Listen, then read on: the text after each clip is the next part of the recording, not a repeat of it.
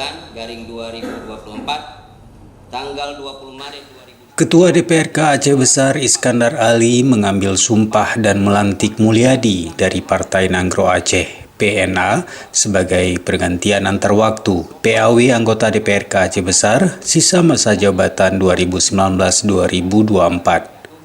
Mulyadi dilantik sebagai anggota Komisi 5 Bidang Kesejahteraan Rakyat dan Keistimewaan Aceh dalam rapat paripurna di Gedung DPRK Aceh Besar Kota Janto, Jumat 5 April 2024. Ketua DPRK Aceh Besar Iskandar Ali mengatakan pergantian tersebut dikarenakan kondisi kesehatan Mustafa, anggota DPRK sebelumnya. Dalam sidang paripurna tersebut, Ketua DPRK Iskandar Ali mengingatkan masa jabatan periode 2019-2024 akan segera berakhir, sementara masih banyak tugas strategis yang harus diselesaikan.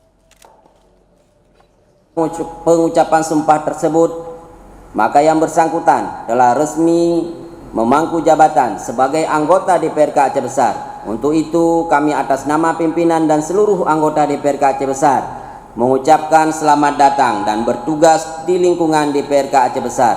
Semoga saudara dapat melaksanakan amanah yang telah diberikan oleh masyarakat Aceh Besar dengan sebaik-baiknya. Dan mari kita bersama-sama tetap mengawal aspirasi masyarakat dan seluruh program pembangunan di Kabupaten Aceh Besar. Sementara penjabat Bupati Aceh Besar Muhammad Iswanto menyampaikan pentingnya pengabdian yang maksimal dalam menjalankan tugas sebagai perwakilan rakyat. Iswanto berharap anggota DPRK Aceh Besar yang baru dilantik dapat bekerja sama dan berkontribusi dalam upaya mencapai kesejahteraan masyarakat. Pergantian antar waktu bagi anggota DPRK ini merupakan proses politik yang harus dilakukan sebagai upaya memenuhi kelengkapan keanggotaan DPRK Aceh Besar. Sebagai anggota Dewan yang baru, tentunya saudara perlu segera menyesuaikan diri, mempelajari berbagai ketentuan dan tata tertib yang menjadi pedoman dalam melaksanakan tugas sebagai anggota Dewan.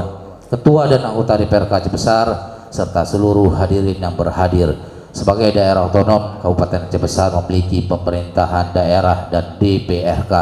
Dalam hal ini, DPRK mempunyai tugas seperti membentuk kanun bersama pemerintah daerah, termasuk melaksanakan penyusunan APBD. Dewan juga mempunyai tugas pengawasan terhadap kanun dan APBD, serta wewenang lain yang diatur dalam perundang-undangan. Masih banyak program yang harus dilaksanakan oleh pemerintah daerah, sehingga saya berharap agar DPRK dan stakeholder dapat bekerja sama untuk tercapainya kesejahteraan masyarakat Kabupaten Aceh Besar.